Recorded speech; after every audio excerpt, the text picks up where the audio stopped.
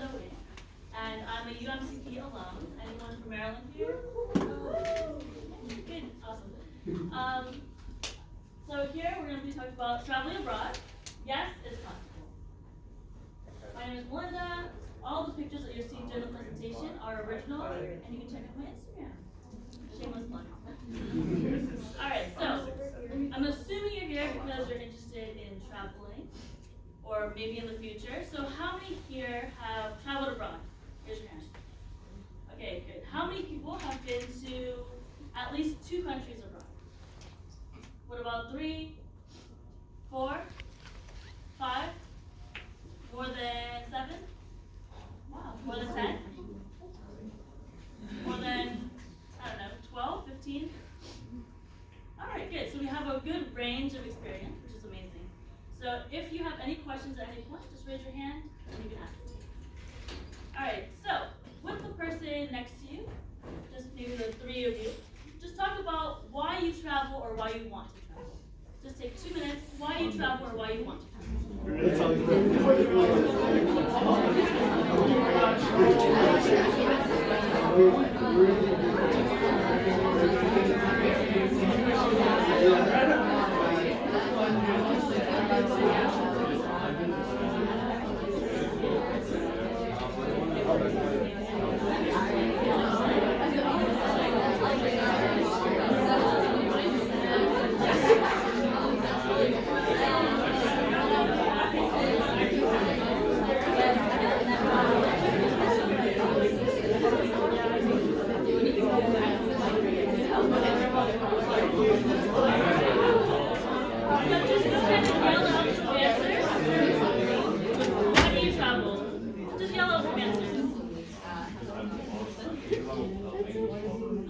language lover, okay, good. What else? What other reasons?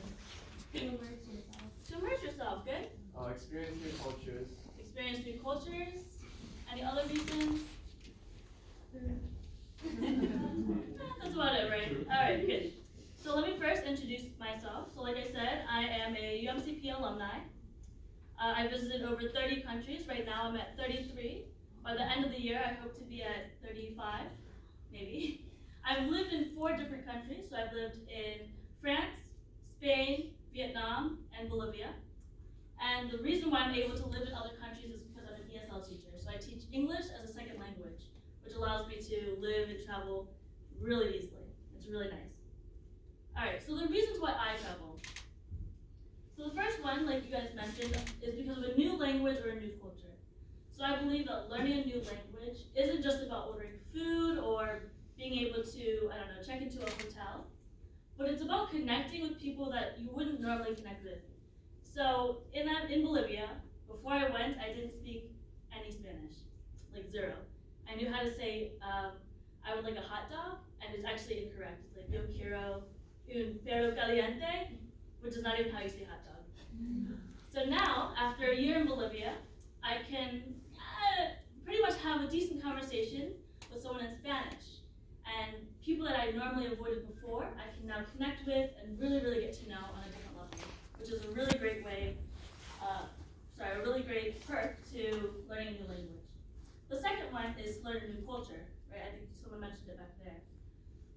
But not only learning a new culture, but learning about your own culture.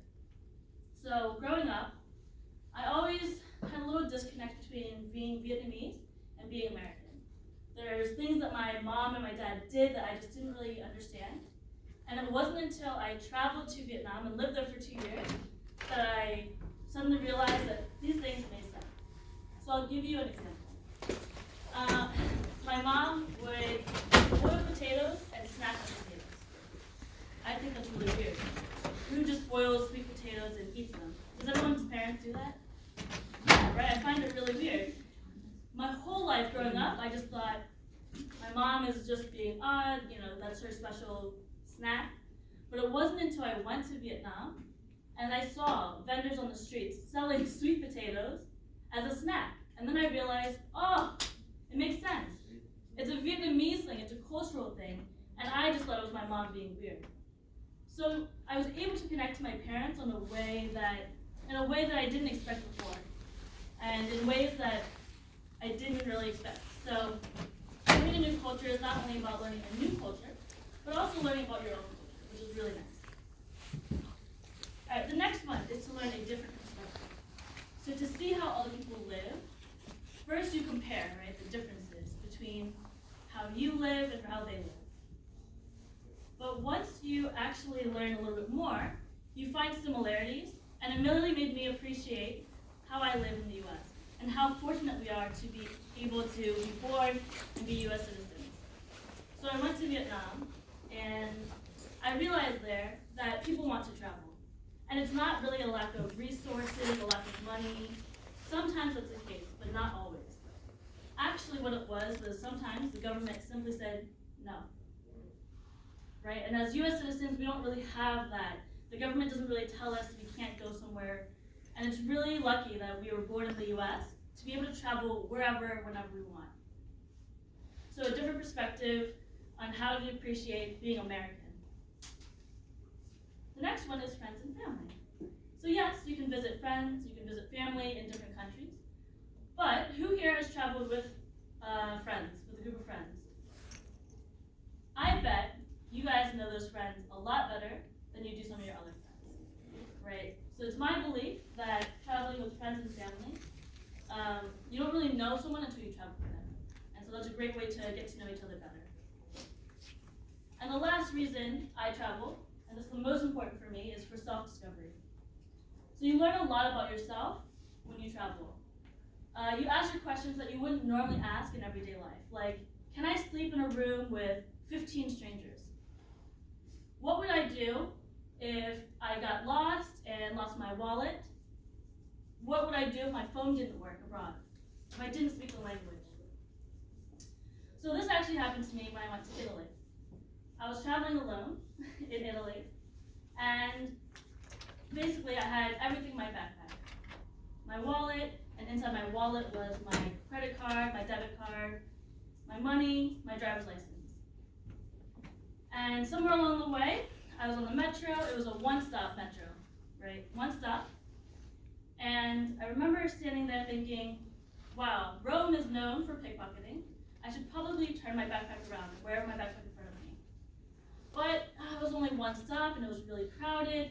I felt bad, so I just decided not to do anything about it. I said, you know what, I'm gonna listen to see if somebody unzips my backpack. So if I'm getting pickpocketed, I'll be able to hear it. No. I got off the train and I saw this girl. She just looked really suspicious. And I got off the train and I just had a feeling. So I turned my backpack around, opened my backpack. Sure enough, my wallet was gone. I looked in the crowd of people and I thought, what do I do? What do I do? Do I go chase this girl down? Do I confront her? Does she speak English? Even if I did confront her, she's not going to say, yeah, I stole your wallet, right? She's going to say no. So is it even worth me making a confrontation in the middle of this train station? I couldn't find her anyways, and so I began to walk towards, the ticket booth with no money. And I realized I have no money to buy a ticket. My phone wasn't working, I didn't have Wi-Fi, I was hungry, there was all of these problems. And I never thought that I would be the person to cry in the middle of a train station, but I did. I broke down and I cried because I didn't know what to do. I panicked. And I said, okay, do I go to the embassy and try to get money? Or how do I pay for a taxi to the embassy? Right? All of these questions ran through my mind. Luckily, my first rule of traveling is to not put all of your eggs in one basket. And I remembered when I first got to Italy, I had 3 cards. 1 credit card and 2 debit cards. And I luckily separated them. I had 1 card left at the bottom of my luggage, so I opened it up, threw everything out of my luggage in the middle of the train station, still sobbing at this point. And I had my savior. I had my safeguard, which is my 1 debit card. And I kept it close to my body the entire rest of the trip. So, are you the type of person to cry, to adapt, to find a solution? For me, I found out that I was all 3. I can cry, but then also adapt and find a solution. So I think self-discovery is a huge part of traveling, and it's one of the main reasons why I travel. All right, so now you're probably thinking, how do I afford to travel? right? These stories sound great, but how do I afford to travel? So, I grew up from a single salary household, so I didn't really have money throwing around, right? I didn't want to ask my parents for money. I didn't want to rely on them. So what I did first was I built a financial safety net. I began working and I saved a little bit at a time. And at the time, I think I was like 19, I thought $2,000 was a good amount enough to save because you can afford a plane ticket home from almost anywhere in the world. And so home would be my safe haven. If anything went wrong, I would be able to get home and my mom would help me. So I built a financial safety net. The next one is to do your research. And we're going to talk a lot about research later, about what you can research, how to find cheap flights, things along those lines. But research will save you a lot of hassle and time in the future. Be flexible. So what I mean by this is look for opportunities to travel. If it's always been your dream to travel to Paris or to Bora Bora, but somebody asked you to go to Brazil, maybe you don't really want to, you don't know much about the country, but it's important to be flexible because these might lead to other opportunities. Just because you want to travel to Paris doesn't mean that you have to go to Paris right now or it has to be your first destination. When I was young, my dream was to go to Italy since I was like 10. And I had planned to go to Italy, I was starting to save up, and suddenly my best friend asked me, hey, do you want to go to Spain? Well, to be honest, Spain had never been somewhere I wanted to go.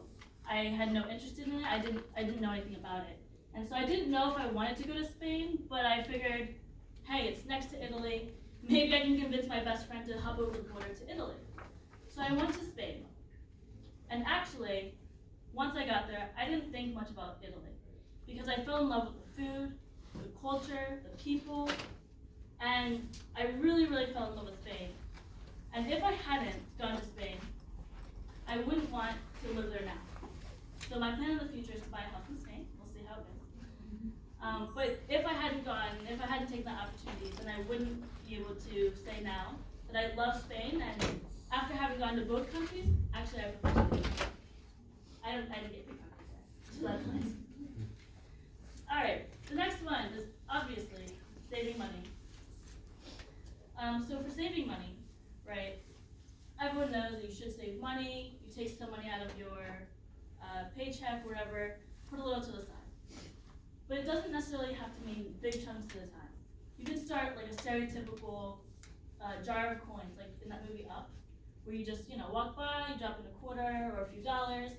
And so what I did was literally every time I got paid, I would save $20 and deposit the rest in my bank, and I would spend that. And then I'd save another $20, and eventually it took a long time, but I was consistent and I was persistent. And eventually I could afford a plane ticket to wherever I wanted to go. So saving money, right, is a little at a time, being consistent and being persistent. And of course, with saving money comes sacrifice. What are you willing to give up? Do you really need to go to the next EDM show or get that mani or pedi, right? Do you really need that cute sweater? So sacrifices is how you save money. Maybe just cutting out eating out. That takes a lot of money, or drinking. So what are you willing to give up to see the world? All right, so now after we've saved money and we're starting to plan our trip, these are some things to consider. Comfort, money, and time. Usually, you can only choose 2 out of 3. Unless someone here is a millionaire, you usually choose 2 out of 3. So what this means is, for example, something that costs more time will be more comfortable. Something to cost more money will be more comfortable and it will save you time, like a plane ticket compared to a bus ticket. Or even for accommodation, hotels are more expensive, they're more comfortable. Right, so this is give and take. But this doesn't mean that you have to stay consistent like this throughout the entire trip. When you're planning, if you know yourself, then these aspects can change at any point throughout your trip. Let's say at the beginning of the trip you have lots of money, lots of time, so you're just making it rain, right? And then towards the end of the trip you're like, oh, I don't really have any more money. So you start cutting back on money, and maybe it'll take a little bit of time, maybe you give up comfort. So these things can adjust, and this really helps when you know yourself before the trip to plan, to get more bang for your buck. All right, so now we're going to talk about research. What are the things we should research? Research will help you save a lot of time and money in the future. So the first thing is obviously flights. Flights are probably the most expensive. You can do one-way tickets. I think most people would do round-trip tickets, but sometimes you can save money doing multi-city. So I'll give you an example. I wanted to go from Washington, D.C. to Italy. To buy a ticket, it was $600. And there was like this layover, I don't know, like a 5-6 hour layover in London. Then, just, for fun, I searched multi-city, which means I searched from Washington, D.C. to London, and then to Italy. The ticket was $400. And I was like, well, okay, obviously I'm gonna choose this one. The only give and take there was, I'll spend $200 traveling around London for 24 hours, I'll get to see some things, eat some things. So at the end of the day, I ended up spending the same amount of money, but I got to see London. And so just considering those options really helps you get more bang for your buck. The next one is transport. Obviously, looking at different types of transportation, planes, trains, buses, walking, motorbikes, right? Planes are not always the most expensive. So in Vietnam, planes are faster, but they also tend to be cheaper than, like, for example, trains. Trains and I think buses can take 18 hours, whereas a plane will take 1 hour. But it's also maybe $5 difference or even cheaper. So planes aren't always the most expensive and buses aren't always the cheapest. All right, so for accommodation, I think everyone here is probably familiar with hotels and Airbnbs. Has anybody here ever stayed in a hostel? Okay, good, a few people. So if you don't know what a hostel is like a bunch of a bunch of beds in one room, and you share amenities. So you share a bathroom, you share a room, you get like a little locker. Sometimes you can get private rooms inside hostels as well, and hostels tend to be cheaper. So I love traveling and staying in hostels because they're cheaper and they're very social. So if you're traveling alone, it's a great way to make friends. And there's one more accommodation that I would talk about. I've never actually done it, but has anybody here ever couch surfed? So normally, right, couch surfing is like crashing at your friend's or family's house on their couch for a few days.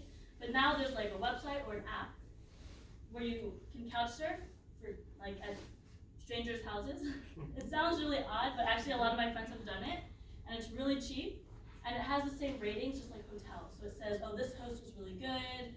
This host has this many stars, this host is creepy, don't stay there. So you can check it and go, check and go before you go there. So I've never done it personally, but a lot of my friends have, girls and guys, and they say it's a really cool experience. All right, the next one is holidays and travel seasons. So in the US, there are obviously high travel seasons, which is around Christmas and in the summertime, and then there are low travel seasons like February or October. But what a lot of people don't realize is to search holidays, right? So, for example, traveling around Thanksgiving in the US is super expensive. But traveling in February, there's nothing really going on, so flights tend to be a little bit cheaper. But one holiday in Vietnam is very popular at the end of January, at the beginning of February. What holiday? Yes, New Year's. So, in February, traveling in the US is very cheap. In Vietnam, traveling in February is very expensive. It's sometimes the only time that Vietnamese people travel, so tickets will spike. So traveling or searching holidays before you go for where you're leaving and where you're going to really helps to minimize the costs. Also consider the cost of living. If you've ever traveled to Vietnam, anyone has ever gone to Vietnam? Yeah, so you should know that the flights there are probably the most expensive part. Once you get there, you can travel for very, very cheap because food is what, like $1, a few cents for a bowl of pho or whatever. So cost of living is really cheap. If you're going to a country where you don't know how to budget, there's a website called budgetyourtrip.com. And it's really cool because it tells you like how much you can spend as a traveler. You can do a high budget, a moderate budget, or a low budget. And it tells you exchange rates as well. That's really helpful. And the last one is also obviously to consider baggage fees, like Spirit Airlines. Anyone? Spirit Airlines? Yeah, because they're super cheap. But then they try to get you on like carry-on bags, checked bags, or they charge you if like you don't check in online, right? So there are sometimes hidden fees or baggage fees to consider as well. And visa fees are also a thing. So sometimes you can get visas on arrival, or you have to apply before. But visa fees can range from nothing to upward of like $200. So these are things to research before you go. All right, any questions? Yeah. How do you have the confidence to just go travel alone? So actually I didn't. When I first started, I took baby steps. So when I first started traveling, I only traveled with friends or family.